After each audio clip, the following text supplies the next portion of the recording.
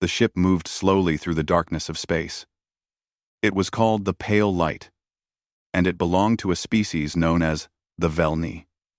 The Velni were small creatures, with blue skin and large eyes. They were scientists and explorers. They traveled the galaxy looking for old things from dead civilizations. Captain Rova stood on the bridge and watched the empty space outside. She had been exploring for many years, but she had never seen anything like Sector 77. It was a dead zone. No ships came here. No signals reached here. It was full of broken rocks and ancient metal floating in the cold darkness. "Captain," said a voice behind her. It was Toma, the ship's language expert. He was young and nervous, but very smart. The scanners found something strange inside that asteroid. Rova turned to look at the screen. There was a large rock floating nearby. It looked normal from outside, but the scanner showed something metal hidden deep inside it. "What is it?" Rova asked. "We do not know," Toma said. "The metal is very old, maybe thousands of cycles old, but it is still giving a small power signal." Rova thought about this. Something that old should be completely dead, no power, no signal. But this thing was still working after all that time. "Prepare a team," she said. "We will go and look." Kira, the security officer, stepped forward. She was taller than most Velni, with sharp eyes and a serious face. "Captain, this could be dangerous. We do not know what is inside." "That is why we are explorers, Kira," Rova said with a small smile. "We find things that no one else can find. Get your weapons ready if you are worried." "But we are going." The team took a small shuttle to the asteroid. They cut through the rock with lasers and found a hollow space inside. It was like a cave made of stone, and in the middle of it sat a small ship. The ship was different from anything Rova had ever seen. It was made of gray metal, simple and strong. There were no curves or beautiful designs like Velni ships. This thing was built for one purpose only: to survive. "Look at these marks," Toma said, pointing his light at the side of the ship. There were strange symbols carved into the metal. "This is a language. A very old one. Can you read it?" Rova asked. "Give me time," Toma said. He took pictures and started working on his device. While he worked, the others explored the ship. Kira found a door and forced it open. Inside was a single room with a single object. A long metal box with a window on top. Rova walked closer and looked through the window. There was a creature inside. It looked almost like a Velni, but bigger, much bigger.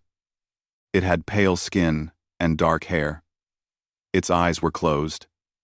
It was sleeping. "What is this thing?" Kira whispered. "I think," Rova said slowly, "this is a preservation pod. This creature is frozen, kept alive somehow. For how long?" Toma came running into the room. His face was excited and scared at the same time. "Captain, I read the symbols. This ship is from a planet called Earth. The creature inside is called a human, and according to the writing, this pod has been here for 12,000 cycles." Everyone went silent. 12,000 cycles. That was longer than the Velni civilization had existed. That was longer than most species in the galaxy had been traveling through space. "Humans," Kira said the word like it was poison. "I have heard stories. Old legends. They say humans were monsters. They could survive anything. They killed everything. They even killed each other until none were left." "Those are just stories," Rova said. "Stories to scare children." "Then what is this?" Kira pointed at the pod. "If humans were just stories, why is one sleeping right here in front of us?" Rova did not have an answer. She looked at the human's face through the glass. It looked peaceful, almost gentle. Not like a monster at all. "The writing says more," Toma continued. "It says this human is a male. His job was soldier. And there is a warning. It says do not open without medical help." "A soldier," Kira said. "A warrior." Captain, we should leave this thing here and never come back. Rova shook her head. Think about what you are saying, Kira. This is the greatest discovery in galactic history. A real human. Alive. Do you know what this means? We could learn so much about their technology, their history, how they survived, and how they died. Kira added darkly. Rova made her decision. We take the pod back to the ship. We will wake him up in our medical bay, where we can control the situation. If he is dangerous, we will put him back to sleep. Kira did not look happy, but she followed orders. They moved the heavy pod back to the shuttle and brought it onto the pale light. The whole crew gathered around the medical bay. Everyone wanted to see the ancient creature. Some were curious. Some were afraid. Some were both. Begin the waking process, Rova ordered. The medical officer, a quiet Velni named Sue, pressed buttons on the pod. Lights started to blink. A soft humming sound filled the room. The ice inside the pod began to melt. They waited. Minutes passed. Then an hour. The human's skin started to change color, becoming less pale. His chest began to move up and down. He was breathing. Then, his eyes opened. They were brown, like dark wood. They moved slowly, looking at the ceiling, then at the lights, then at the faces around him. There was no fear in those eyes. Only confusion. The human sat up slowly. His body was stiff from the long sleep. He looked at his hands, opening and closing his fingers like he was checking if they still worked. Then he spoke. His voice was rough and dry, but strong. Where am I? He asked. How long was I sleeping? Rova stepped forward. Her translator device worked quickly, changing his words into her language, and her words into his. You are on my ship, she said. The pale light. We found you inside an asteroid. According to our readings, you have been asleep for 12,000 cycles. The human stared at her. For a long moment, he did not move, did not speak. Something in his eyes changed. It was like watching hope die. 12,000 years, he said softly. Then everyone I knew is gone. Everything I knew is gone. Yes, Rova said gently. The human laughed. It was not a happy sound. Alive. I was supposed to sleep for 50 years. Not 12,000. Something went wrong. Very wrong. He swung his legs off the pod and stood up. Everyone stepped back. He was tall. So much taller than any of them. His body was thick with muscle. He moved like a hunter. Even though he was weak from sleep. My name is Park Tae, he said. I was a soldier from Korea. A country on Earth. I went into that pod because there was a war. A bad war. We were losing. The pods were supposed to save some of us. Let us start again later. Azzy, later, Azzy, your planet, Toma asked carefully. Earth, what happened to it? Tae looked at him. There was deep sadness in his eyes. I do not know. I went to sleep before the end. But if 12,000 years have passed and you found me in a dead zone, I think I can guess. He looked around at the aliens surrounding him. At their strange blue skin and big eyes. At their small bodies and careful movements. So, Tae said, humans are gone. And you are what is left. The new people of the galaxy. Rova nodded. There are many species now. Hundreds of worlds. We have peace, mostly. We explore and trade and learn. Peace. Tae repeated the word like he did not understand it. That is good. We never found peace. Not really. He took a deep breath and straightened his back. Even tired and confused, he looked strong, dangerous, like a weapon that did not know it was a weapon. Thank you for waking me, he said. I do not know why you did it, but thank you. Now please, tell me everything. I have 12,000 years to catch up on. Rova looked at Kira. The security officer still had her hand on her weapon. Something had just changed. They all felt it. The galaxy had just become a different place. The last human was awake. 3 days had passed since they woke the human. In that time, the crew of the Pale Light learned things that would change everything they believed about the universe. It started with simple tests. Medical Officer Sue wanted to check if Tay was healthy after his long sleep. She asked him to lie down on the scanning bed. He did so without complaint. The machine hummed and lights moved over his body. When the results came, Sue thought the machine was broken. She ran the tests again. Then again. The numbers did not change. "Captain," she called Rova to the medical bay. Her voice was shaking. "You need to see this." Rova stood next to her and looked at the screen. "What am I seeing?" "His bones," Sue said. "Look at the density reading. A normal Velni bone has a strength of about 40 units. The strongest species we know, the Keth warriors, have bones around 70 units. And the human? 160 units. Sue's hands were trembling. His bones are twice as strong as the most powerful warriors in the galaxy. And that is not all. Look at his muscles. The screen showed a picture of Tay's arm. The muscle fibers were thick and tightly packed. There were so many of them.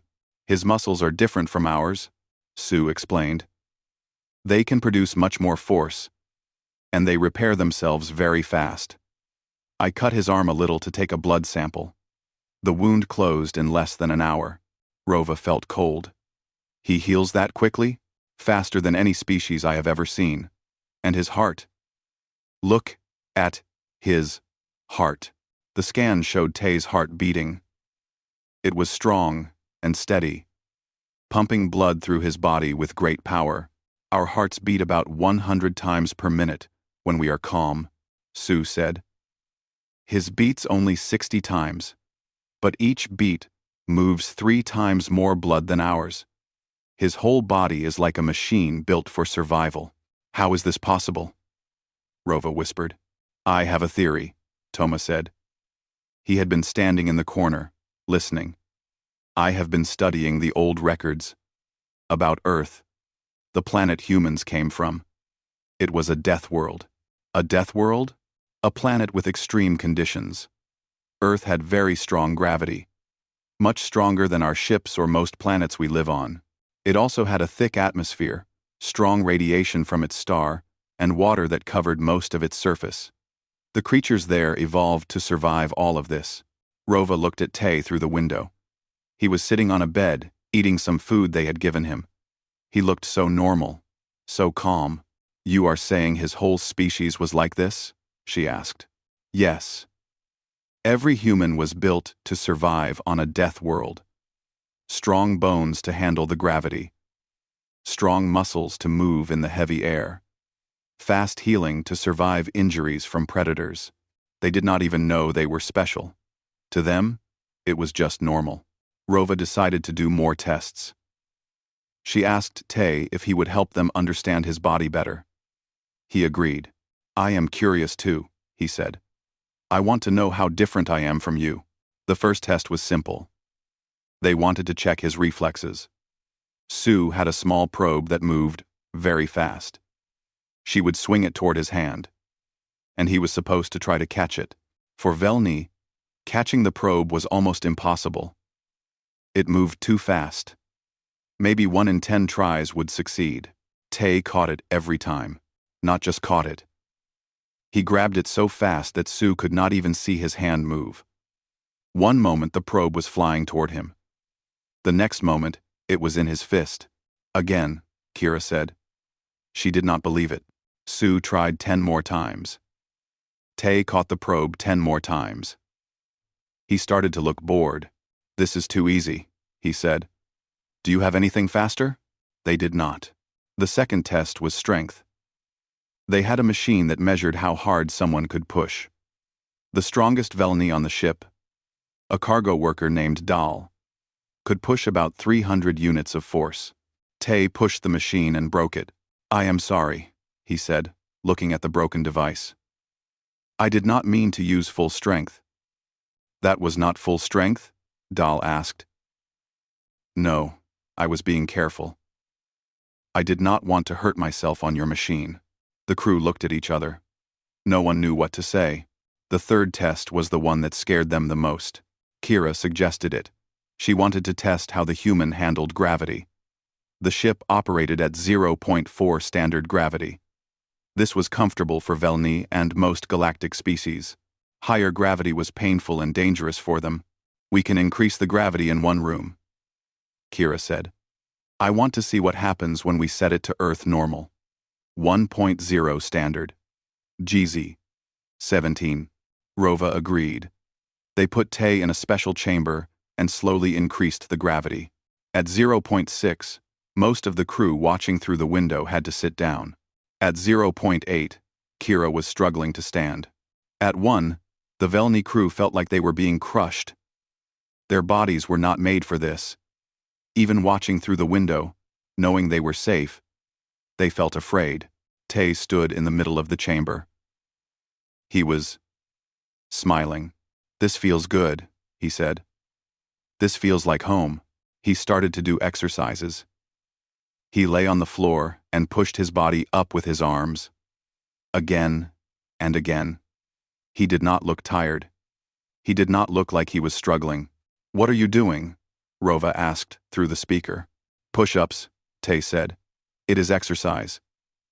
We did this every day in the army. Usually, I would do 200 in the morning. 200. In gravity that would crush a Velni in minutes." Kira tried to enter the chamber.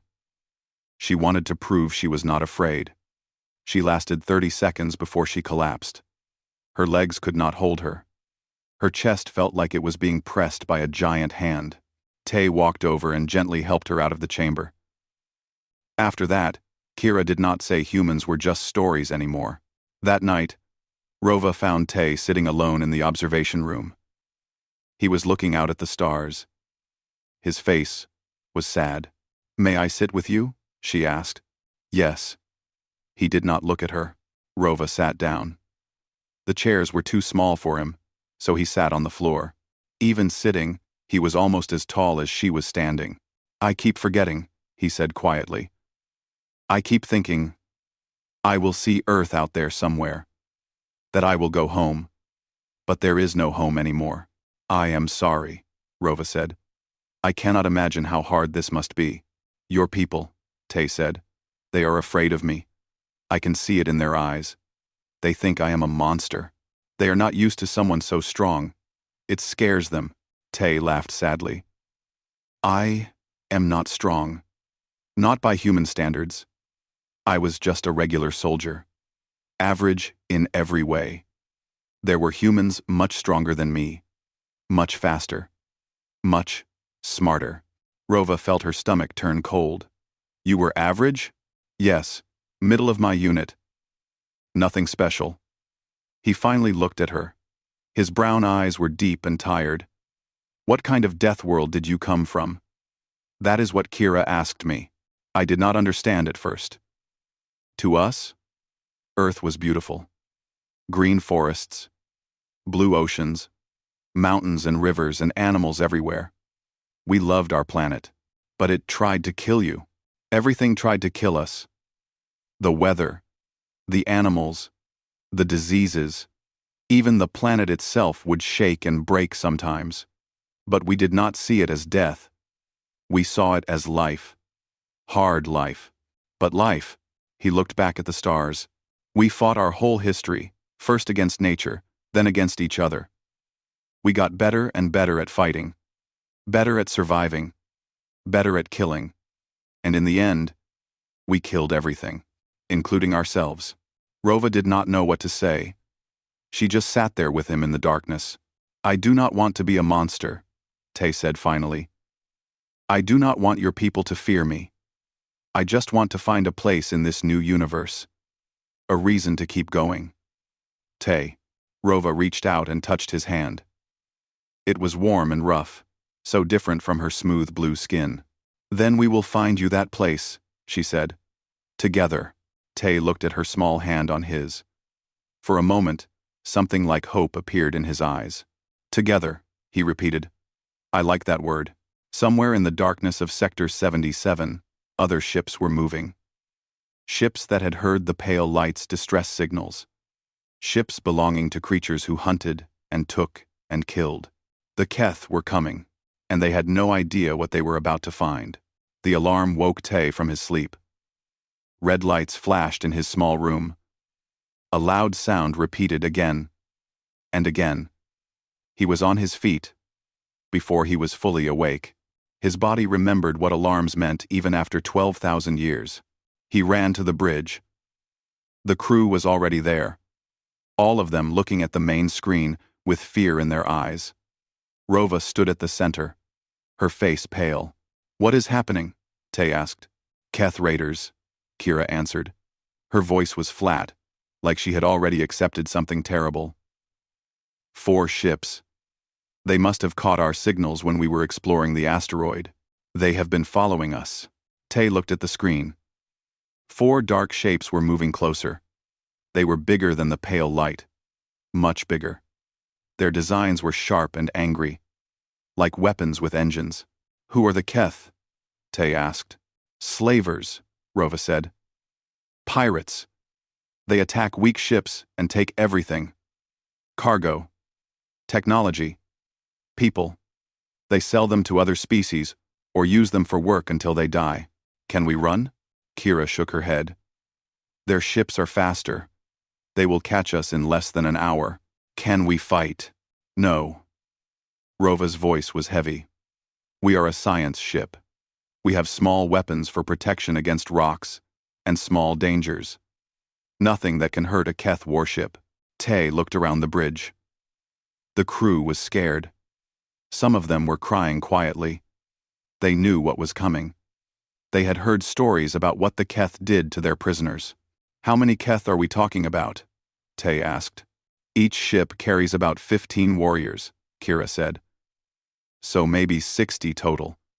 They will board us, take what they want, and kill anyone who fights back. The rest will become slaves. 60 warriors." Tay nodded slowly. His face changed. The sadness he had carried since waking up was gone. Something else appeared, something cold and hard. "Where are your weapons?" he asked. Kira pointed to a storage room near the bridge.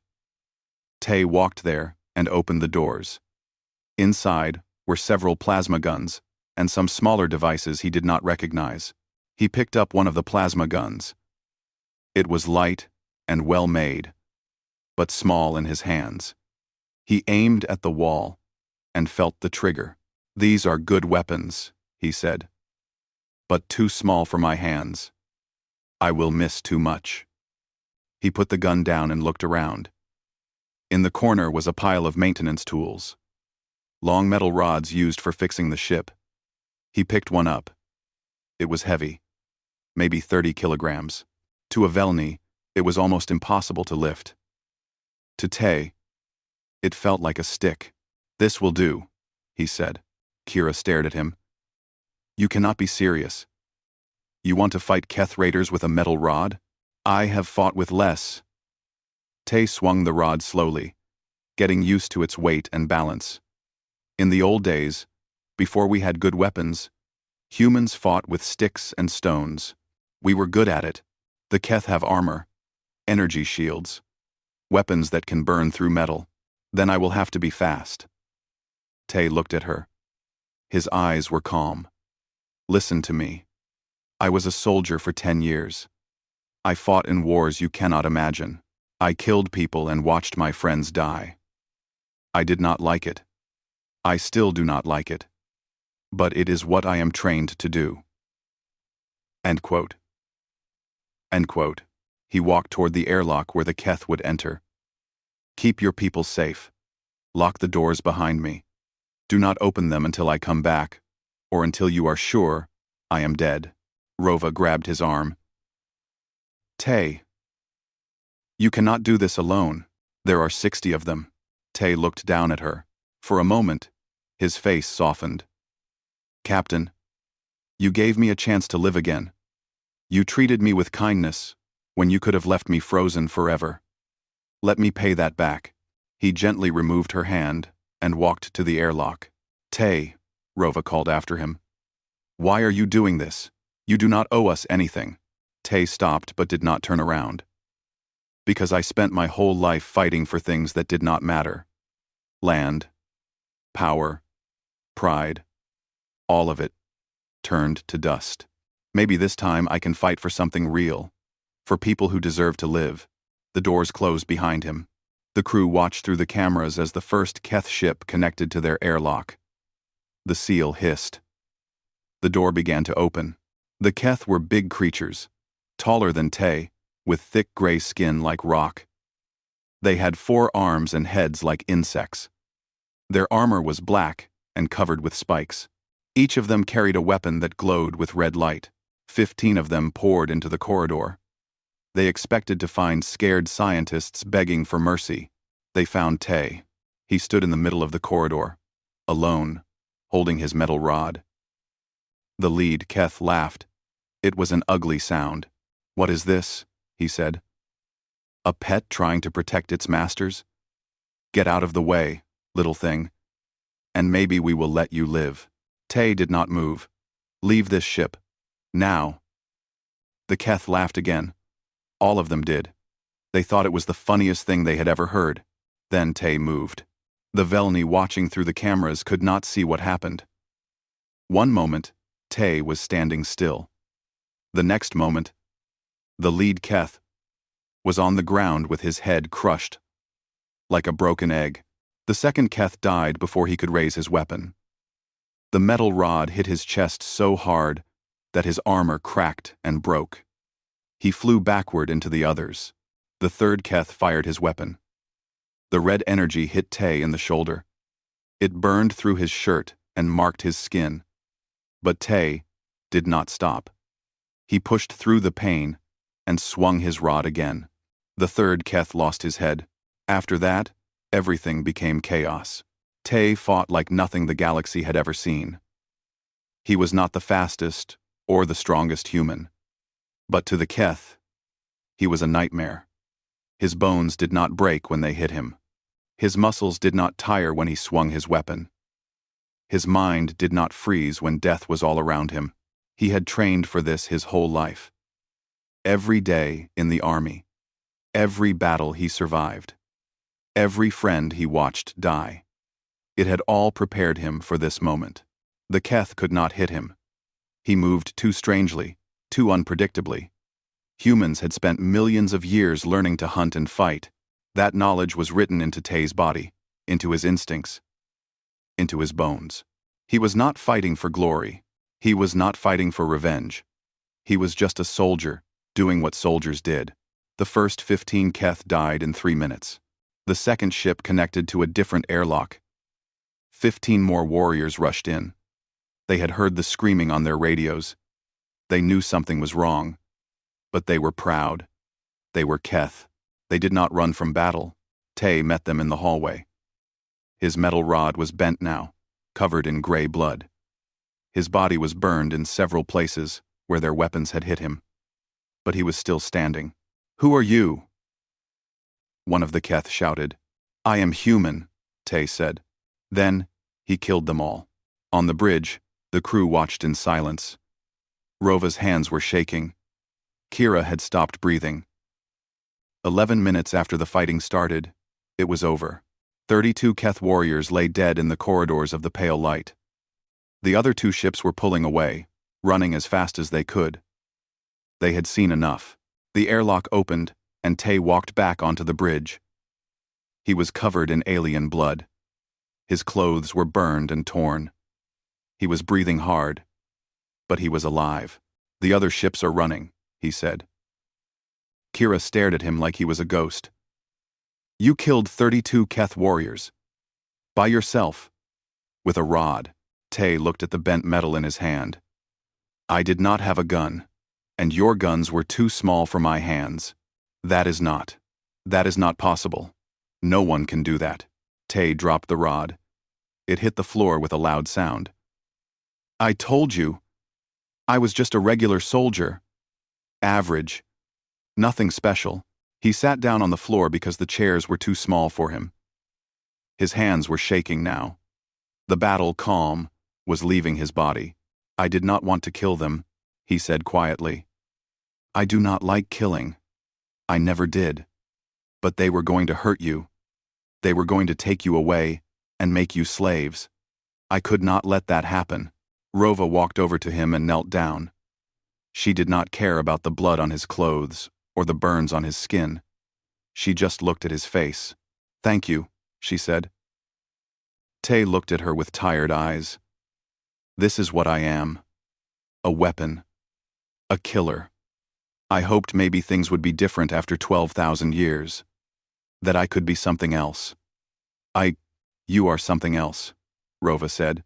You are our friend. And you just gave us our lives back. She held out her small blue hand. Tay looked at it for a long moment. Then he took it gently. So gently. Afraid he might break her without meaning to. Friend, he repeated the word. I like that better than soldier. Outside, the stars kept burning. Somewhere in the galaxy, stories were already spreading. Stories about a dead species that was not dead. About a monster that saved instead of destroyed. About the last human, who fought like a demon but wept like a child. The universe would never be the same again. News traveled fast in the galaxy. Faster than any ship could fly. By the time the pale light reached the nearest space station, everyone already knew the story. A human was alive. The last of a dead species. And he had killed 32 Keth raiders by himself. Some people did not believe it. They thought it was a joke or a mistake. Humans were just legends, stories told to scare children. Behave, or the humans will come for you. Eat your food, or you will be weak like the species the humans destroyed. But the Keth knew it was true. The warriors who ran away told everyone what they saw. A creature that moved too fast to see. That took energy blasts and kept fighting. That broke Keth armor with a metal stick. The Keth leaders did not know what to do. They wanted revenge, but they were also afraid. If one human could do that much damage, what would happen if there were more? 1 month after the battle, Captain Rova received a message. It came from the Galactic Council, the group of leaders who controlled the civilized galaxy. They wanted to meet the human. They wanted to see him for themselves. The capital world was called Vereth. It was a planet of tall silver towers and floating gardens. Millions of creatures from hundreds of species lived there. It was beautiful and peaceful and full of light. Tay felt strange walking through the streets. Everyone stared at him. Some pointed, some took pictures, some ran away. I feel like an animal in a display, he said to Rova. You are famous, she replied. The most famous person in the galaxy right now. Everyone wants to see the legendary human. I did not ask to be famous. I know, but that is what you are now. The council chamber was huge. A round room with seats rising up like a bowl. Hundreds of leaders, from hundreds of species, sat there, all looking down at the center. That was where Tay stood, alone under bright lights. High Chancellor Bora walked to the front. She was old, even for her long-lived species. Her skin was wrinkled and gray, and she moved slowly. But her eyes were sharp and intelligent. Human, she said. Her voice filled the room. We have called you here to answer questions. Many in this council are afraid. They have heard the stories about your kind. They want to know if you are a threat to galactic peace. Tay looked around at all the faces watching him. He saw fear in most of them, curiosity in some, hatred in a few. I will answer any question you have, he said. I have nothing to hide. A leader from the Keth stood up. His name was General Grath, and he was covered in battle scars. You killed my warriors, he growled. 32 of my best soldiers. Murdered them. In cold blood. They attacked my ship. Tay replied calmly. They were going to kill or enslave innocent people. I defended those people. With a stick, Grath shouted. What kind of monster can do that? The kind that survived on a death world, Tay said. The kind that spent millions of years learning to fight and survive. I did not enjoy killing your warriors. I wish they had just left when I told them to. But they did not. And I will not apologize for protecting my friends. Chancellor Bora raised her hand for silence. Human, if your kind were so powerful, why did you disappear? What force could have destroyed you? Tay was quiet for a long moment. The room waited. We destroyed ourselves, he finally said. The words hung in the air like a dark cloud. I do not understand, Bora said. You destroyed yourselves? How? Why? Tay took a deep breath. Humans were very good at many things. We were strong, smart, creative. We built great cities and machines and art. We explored our world and then reached for the stars. But we had a weakness, a terrible weakness that we could never fix. What weakness? We could not stop fighting each other. Tay's voice was heavy with old pain. We divided ourselves into groups, countries, religions, races. We found reasons to hate each other, to fear each other, to kill each other. We had wars that lasted for generations. Wars over land, wars over resources, wars over ideas. He looked around the chamber. Every eye was on him. In the end, we got too good at killing. Our weapons became too powerful. We built things that could destroy whole cities in a single moment. And we used them. On each other. You destroyed your own planet? Bora asked. We damaged it badly. The air became poison. The water became death. The plants and animals died. Most humans died too. The cryopods were a last hope. A way to save some of us so we could start again someday. But you did not start again. No. Tay's voice cracked slightly. 12,000 years, and I am the only one you found. I think the others died.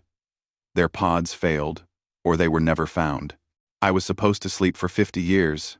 Instead, I slept forever, and woke up to a universe where everyone I loved is gone. Silence filled the chamber. Even the Keth general looked uncomfortable. Chancellor Bora spoke again, more gently this time. Human. Tay. You have great power. Power that frightens many in this room. What do you plan to do with it? Tay thought about this question. He had asked it to himself many times since waking up. I was a soldier, he said. I killed for my country. I was good at it. I followed orders and did terrible things because someone told me to. I thought I was protecting my people. But really, I was just making the world worse. He looked directly at Bora. I do not want to be that person anymore. I do not want to be a weapon. I want to be something better. What does that mean? It means I want to help. I want to use whatever strength I have to protect people who cannot protect themselves. Not to conquer. Not to destroy. Just to protect. A murmur went through the chamber. Some voices were angry. Some were hopeful. How can we trust you? Asked a leader from a species Tay did not know. How do we know you will not turn against us someday? Your own species destroyed itself through violence. Why would you be any different? You cannot trust me, Tay admitted. Not yet. Trust must be earned through actions, not words. I know that. So let me prove myself. Let me show you through what I do that humans can be more than monsters. He stood straighter, finding strength he did not know he had. We were not meant to be weapons, he said. We were meant to be builders, teachers, dreamers. Somewhere along the way, we forgot that. We let fear and hatred turn us into something ugly. But I remember what we could have been. And maybe, with your help, I can become that instead. Chancellor Bora studied him for a long moment. Then she did something unexpected. She smiled. I believe you. she said. I have lived for many hundreds of years. I have seen liars and truth-tellers, heroes and villains. You speak like a man who carries great pain but also great hope. That is a rare thing. She turned to the council.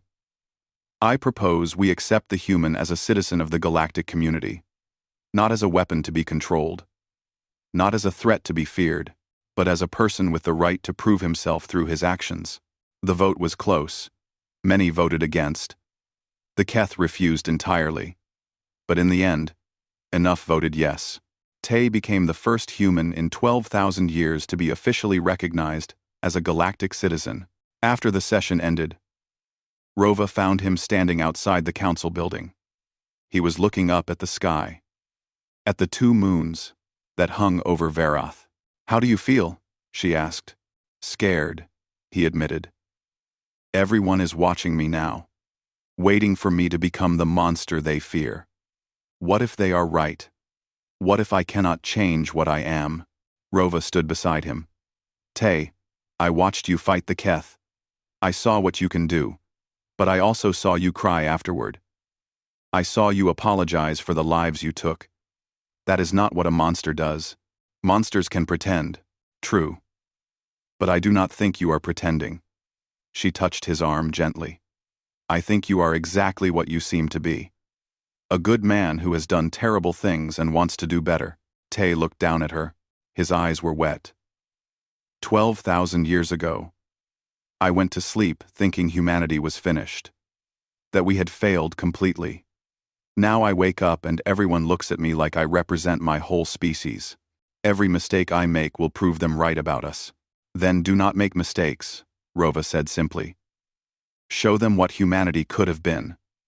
Not the warriors or the killers, the builders, the dreamers. You said that yourself. Tay laughed softly. You make it sound easy. It will be the hardest thing you have ever done.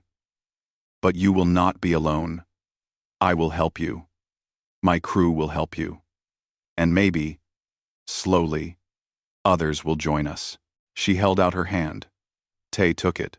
Partners? She asked. Partners, he agreed. Above them, the moons glowed softly, and somewhere in the galaxy, the legend of the last human continued to grow. Not just a story of strength and violence, but a story of something more. A story of hope. 10 cycles passed. A cycle was about 1 Earth year, so Tay had been awake in the new galaxy for a decade. In that time, everything changed. He did not become a weapon like some had feared. He did not conquer worlds or start wars. Instead, he became something else entirely. Something nobody expected. He became a teacher. It started small. Kira asked him to show her how he fought. Not to copy him, because no Velni could ever match human strength, but to understand how humans thought about combat. How they moved. How they survived. Tay agreed. He taught her the basics. Balance. Awareness. Using your whole body, not just your arms. Reading your enemy before they attacked. Humans learned to fight long before we had weapons, he explained. We fought animals that were bigger, faster, and stronger than us. We won because we were smarter. We worked together. We used our minds as much as our bodies. Kira learned fast. She taught others. Those others taught more. Soon, hundreds of students from dozens of species were learning what came to be called human combat philosophy. They called themselves the Iron Circle. They were not an army. They were peacekeepers, protectors. They traveled to places where violence threatened innocent people and tried to stop it without causing more harm. Tay trained them all personally. He was patient and kind with his students, even when they made mistakes. He never hit anyone in anger. He never used his strength to bully or threaten.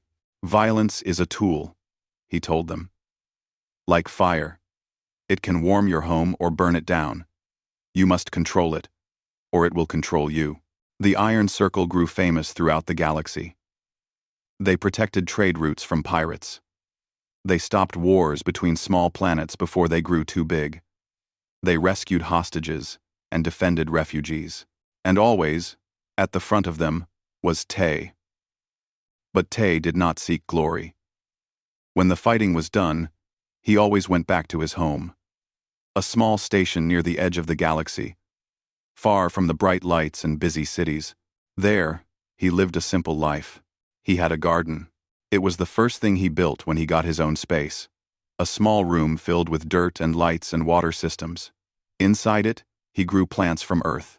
The seeds had been in his pod, preserved along with him, probably meant for starting a new colony that never happened.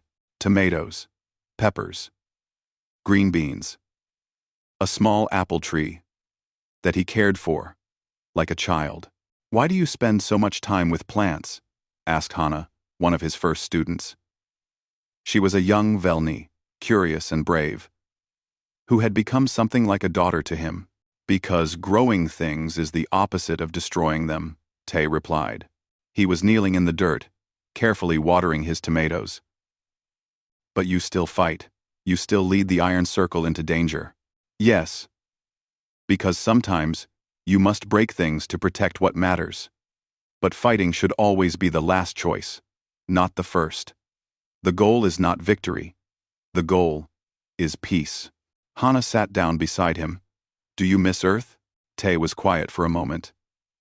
"Every day, I miss the smell of rain, the sound of birds, the feeling of real wind on my face. Everything here is recycled air and artificial light. It keeps me alive, but it is not the same. I wish I could have seen it. It was beautiful. Truly beautiful. Even with all our mistakes, even with everything we did wrong, it was the most beautiful place I have ever known." He touched a tomato gently. "That is why I grow these, to remember, to keep a small piece of Earth alive." Years passed. Tay grew older, though he aged slowly. Human bodies were tough, even against time. His hair turned gray at the edges. His face gained lines. But his strength remained. The Iron Circle spread across the galaxy. What started with a few students became thousands. They were in every sector, on every major world. The symbol of the circle, with a human hand inside, became a sign of hope. Children played pretend as the human.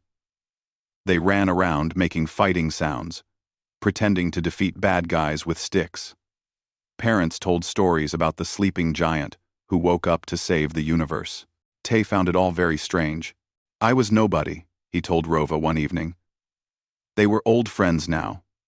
After all these years, a regular soldier, from a regular town.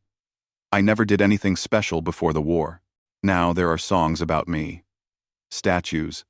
Children wearing masks that look like my face." Rova laughed. "You are special because you do not think you are special. Most powerful people become cruel or proud. You stayed kind. That is rare in any species." "I almost was not kind," Tay admitted. "When I first woke up and saw the Keth attacking your ship, part of me wanted to kill them all. Not to protect anyone. Just because I was angry. Angry at everything. At being alone. At losing everything. I wanted to hurt something. But you did not. No. I remembered what my grandmother told me when I was young. She said that anger is a fire inside you. It can keep you warm, or it can burn you up. You have to choose." She sounds wise. She was. She survived 3 wars. Lost her husband, her home, her country. But she never became bitter. She always said that the moment you let hate control you, you have already lost. Tay looked at his wrinkled hands. The same hands that had killed so many. The same hands that now grew vegetables and trained peacekeepers. "I think about her every day," he said. "I try to live the way she would have wanted me to." One morning, Hannah came to his garden with urgent news. "The council sent a message," she said. "There is a new threat. A species called the Dominion. They have been conquering worlds at the edge of the galaxy. Millions of people are in danger." Tay stood up slowly. His joints ached more than they used to. What does the council want? They want you. They are scared. They think only you can stop the Dominion. Tay was quiet for a long time. He looked at his apple tree. It had finally grown tall after all these years. Small apples hung from its branches, green and young. I am tired of fighting, he said. I have fought my whole life. Before the cryo. After the cryo. I just want to rest. I know, Hana said gently. But people need you. Children are dying. Families are being torn apart. The Iron Circle is strong, but we cannot face this alone. Tay closed his eyes. He thought about his grandmother. About Earth. About all the people he could not save back then. Fine, he said finally. I will go. Not because I want to fight, but because maybe I can help build something, instead of just breaking things. He walked to his room and put on his old clothes. They were patched and faded, but he liked them. They reminded him of who he was. Before he left, he stopped by the apple tree one more time. Keep growing, he told it. I will be back to see you bear fruit. Hana walked with him to the transport ship. The Iron Circle was waiting, ready to follow him one more time. Tay, Hana said. Why do you keep going? After everything you have been through, you could just stay here and live in peace. Tay thought about the question. The same question he had asked himself 1,000 times. Because hope is a choice, he said. Every day, you can choose to give up or keep trying. I choose to keep trying. Not because I think I can fix everything, not because I am some great hero, but because trying is better than not trying. He looked at the stars through the window. Somewhere out there, people were suffering. People who needed help. Humans made terrible mistakes, he continued. We destroyed our world and ourselves. But we also built beautiful things. Art and music and science. Kindness and love and sacrifice. The bad does not erase the good. And the good does not erase the bad. They exist together. He turned to Hana. I am the last human. Every choice I make says something about my species. Every action I take tells the galaxy who we really were. So I choose to show them the best of us. The builders, the dreamers, the ones who kept trying even when everything seemed lost. Hana smiled. You sound like a philosopher now. I sound like my grandmother, Tay laughed. She would be very proud. Or very embarrassed. Probably both. The transport lifted off. The stars filled the window. Somewhere in the galaxy, a new challenge waited. A new chance to make things right. And the last human flew toward it, carrying the hopes of a dead species and the dreams of a living universe. Behind him, in the quiet garden, the apple tree stood tall. Patient. Growing. Waiting for him to come home.